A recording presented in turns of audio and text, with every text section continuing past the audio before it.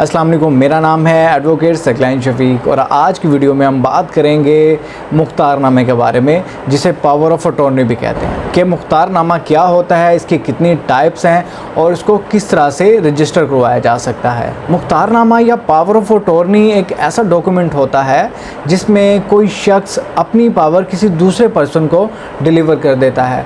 ये किसी specific time period के लिए भी हो सकता है, जो कि दोनों पार्टीज़ की कंसेंट के साथ एक एग्रीमेंट की शक्ल में इसको तैयार किया जाता है। अब हम बात करेंगे कि पावर ऑफ अटॉर्नी या मुख्तारनामे की ज़रूरत कब पेश आती है। ये आम तौर पे उन अफराद के लिए होता है जो कि अपने काम खुद सरअंजाम नहीं दे सकते। मिसाल के तौर पे इसमें बहुत सारे डिसेबल लोग भी शामिल हैं, इसमें कुछ ऐसे लोग भी शामिल हैं जहाँ के अमूर फॉरेन कंट्रीज़ में बैठे हुए सरअंजाम नहीं दे सकते। उस सूरत में वो एक पावर ऑफ अटॉर्नी देते हैं अपने किसी सेलेक्टेड पर्सन को। ये किसी दोस्त को भी दिया जा सकता है, इसमें ब्लड रिलेशंस को भी शामिल किया जा सकता है। इस तरह से जब वो पावर ऑफ अटॉर्नी उस पर्सन को दे देते हैं जिसमें वो अपनी स्पेसिफिक पावर्स उस पर्सन को किसी स्पेसिफिक टाइम पीरियड के लिए डिलीवर कर देते हैं कि उनके बिहाफ पे वो पर्सन काम करेगा। मिसाल के तौर पे कोई डिसेबल पर्सन है, उस सूरत में वो अपने काम सरअंजाम नहीं दे सकता उस तरह से जिस तरह से एक नॉर्मल पर्सन काम कर सकता है।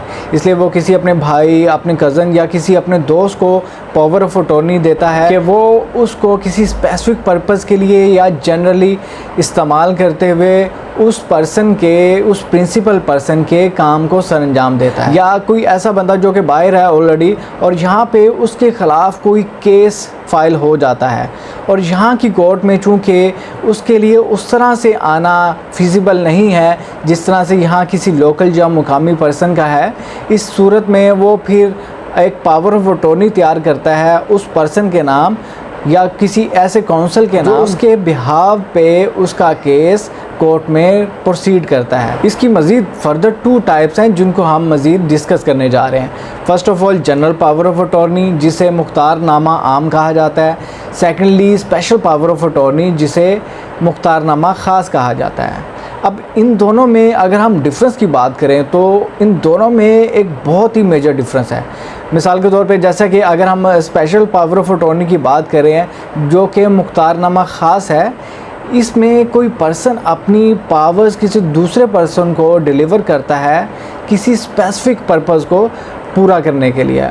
मिसाल के तौर पे कोई पर्सन पावर ऑफ अटॉर्नी देता है किसी दूसरे पर्सन को ताकि वो उसके किसी स्पेसिफिक मैटर को डील करे, जिसमें घर हो सकता है, आपकी प्रॉपर्टी हो सकती है, आपके गैस या बिजली के कनेक्शंस हो सकते हैं, कि अगर वो पर्सन अवेलेबल नहीं है या वो इस काबिल नहीं है कि उन कामों को सरअंजाम दे सके, उस सूरत में वो पावर ऑफ अटॉर्नी जिसको मुख्तारनामा ख़ास कहते हैं। अब इस मुख्तारनामा ख़ास या स्पेशल पावर ऑफ अटॉर्नी के थ्रू वो किसी स्पेसिफिक पर्पज़ को ही फुलफ़िल करेगा, इसके अलावा उसके पास कोई पावर्स मौजूद नहीं होंगी। इसके बरक्स जब हम जनरल पावर ऑफ अटॉर्नी, जिसे मुख्तारनामा आम कहते हैं, इसमें इससे कहीं ज़्यादा पावर्स होती हैं जो कि हमने पहले स्पेशल पावर ऑफ अटॉर्नी में डिस्कस की थी।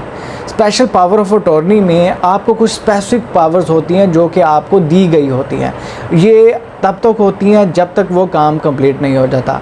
मिसाल के तौर पे बिजली का कनेक्शन है, गैस कनेक्शन है या आपकी कोर्ट में कोई लिटिगेशन चल रही है, जब तक वो कंप्लीट नहीं होती तब तक तो वो काम करेगा।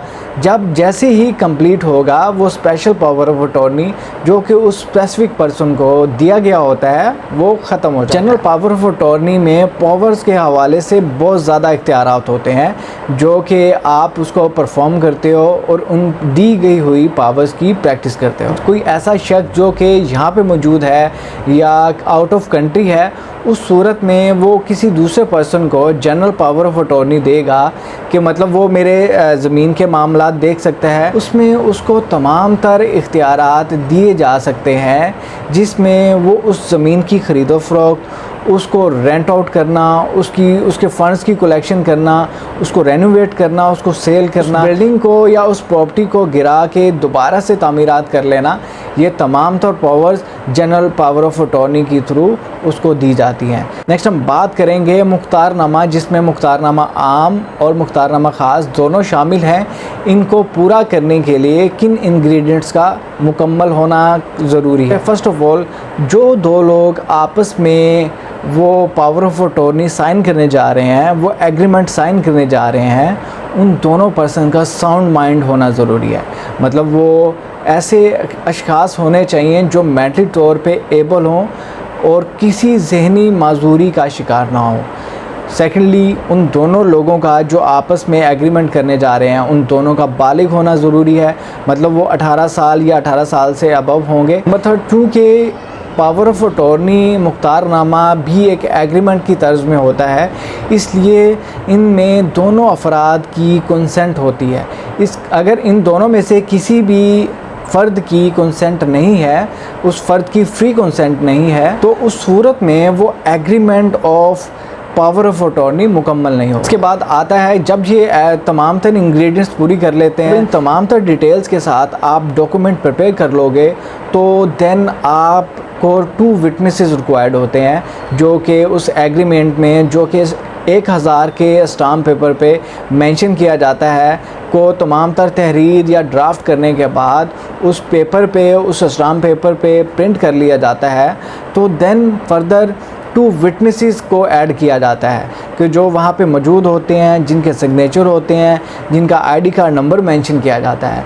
ये तमाम तर डॉक्यूमेंट के साथ, ये तमाम तर इंग्रेडिएंट्स को पूरा करते हुए आप मुख्तारनामा का डॉक्यूमेंट प्रिपेयर कर लेते हैं। उसके बाद मरहला आता है इस मुख्तारनामे को या पावर ऑफ अटॉर्नी को रजिस्टर करवाया जाता है, क्योंकि जब तक आप इसको रजिस्टर नहीं करवाएंगे तब तक ये एक वैलिड डॉक्यूमेंट कंसीडर नहीं किया जाएगा। जब उस स्टैम्प पेपर को रेडी कर लेते हो, उसके बाद उसको नोटरी पब्लिक से वेरीफाई करवाया जाता है।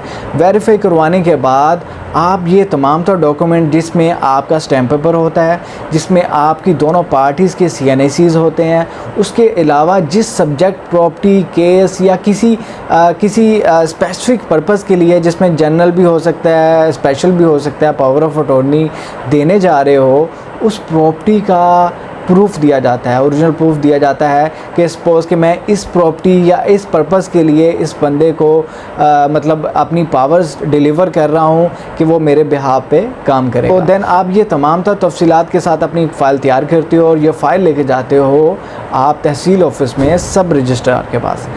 सब रजिस्ट्रार के पास वो तमाम तफसीलात अपने पास रिकॉर्ड कर लेता है और अपने पास डायरी कर लेता है। यहाँ पर डायरी करने का मकसद ये होता है कि आपको एक अलॉटमेंट हो जाती है, एक नंबर, जो कि आपके उस एग्रीमेंट पे भी मेंशन किया जाता है और इसको फर्दर अपने रिकॉर्ड में भी मेंशन कर दिया जाता है। तो रजिस्टर करवाने के बेहद फ़ायदे भी हैं। मिसाल के तौर पे अगर आप इसको रजिस्टर करवाते हो तो एक वैलिड डॉक्यूमेंट बन जाता है। नंबर 2, सम केसेस में आपके डॉक्यूमेंट्स गुम हो जाते हैं और आपके पास कोई प्रूफ नहीं होता कि फ़लाँ बंदे ने आपको अपना पावर ऑफ अटॉर्नी दिया हुआ है, वो तमाम तो डॉक्यूमेंट जो कि आपके मिस हो गए हैं, मिसप्लेस हो गए हैं, वो दोबारा से हासिल कर सकते हो। फर्दर वीडियो ख़त्म करने से पहले हम तमाम तर चीज़ों को एक दफ़ा गो थ्रू कर लेते हैं। आज की वीडियो में हमने बात की थी मुख्तारनामे के बारे में, जिसकी फर्दर 2 टाइप्स थी। Number 1 is general power of attorney, number 2 is special power of attorney. Further हमने इनके डिफरेंस की बात की थी। जनरल पावर ऑफ अटॉर्नी में आपको एक से ज़्यादा पावर्स मौजूद होती हैं, जबकि स्पेशल पावर ऑफ अटॉर्नी में आपको किसी स्पेसिफिक पर्पज़ के लिए, लिमिटेड टाइम के लिए आपको वो पावर दी जाती हैं। हमने इसकी रजिस्ट्रेशन की बात की थी। रजिस्ट्रेशन के हवाले से आप एक ड्राफ्ट तैयार करते हो जो कि किसी लॉयर या किसी ऐसे एक्सपर्ट के थ्रू तैयार कर सकते हो जो कि तमाम तर पॉइंट्स को, तमाम तर डिटेल्स को क्लियर करे, और उसके बाद उसको प्रिंट करते हो 1000 के स्टैम्प पेपर पे। स्टैम्प पेपर के साथ रेलिवेंट डॉक्यूमेंट जिसमें CNIC, प्रॉपर्टी की तफसीलात और विटनेसेस की तफसीलात दी जाती हैं, और ये तमाम तर तफसीलात के साथ फ़ाइल तैयार करते हुए आप सब रजिस्ट्रार में इसको सबमिट करवा देते हो। ये थी हमारी आज की वीडियो। उम्मीद है आपको पसंद आई होगी। मिलते हैं नेक्स्ट वीडियो में। तब तक अपना और अपने इर्द गिर्द के लोगों का ख्याल रखें। Take care. खुदा हाफिज़।